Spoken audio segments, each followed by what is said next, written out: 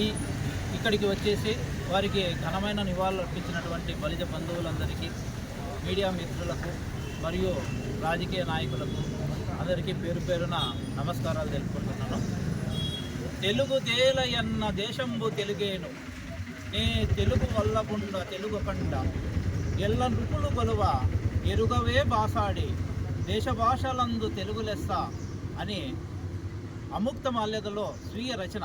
ఆయన కూడా అష్టదిగ్గజాలచే అనేక ప్రబంధాలకు రచించినప్పటికీ, రచించడానికి అనుకూలతను ఏర్పాటు చేసినప్పటికీ ఆయన స్వయంగా స్వీయ రచన చేశారు. అదే అముక్త మాల్యద.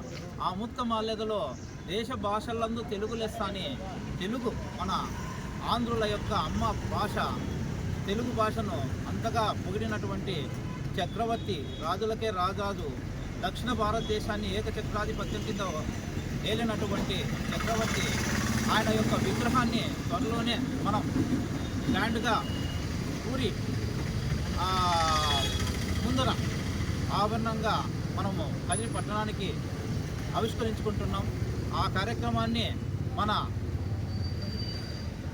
అభినవ కృష్ణదేవరాయలు, మన రాష్ట్ర ఉప ముఖ్యమంత్రి వర్యులు శ్రీ కొణిదెల పవన్ కళ్యాణ్ గారిచే ఖచ్చితంగా ఆవిష్కరింప చేస్తానని మన కదిరి ఎమ్మెల్యే శ్రీ కందుకుంట వెంకటప్రసాద్ అన్న గారు తెలియజేయడము చాలా సంతోషకరంగా ఉంది.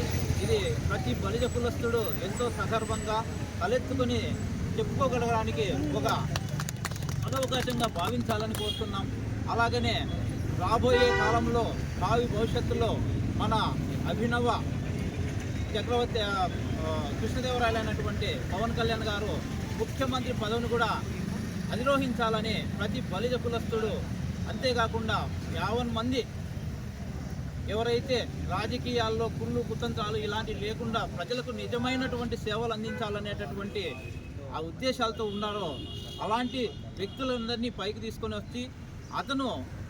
వచ్చేటటువంటి ఆయన ముఖ్యమంత్రి కావాలని, నిజమైనటువంటి మానవత అనేటటువంటి దానికి పెద్దపీట వేయాలని, మనిషి యొక్క బాధలను తీర్చాలని మనస్ఫూర్తిగా కోరుకుంటూ జై శ్రీకృష్ణదేవరాయ.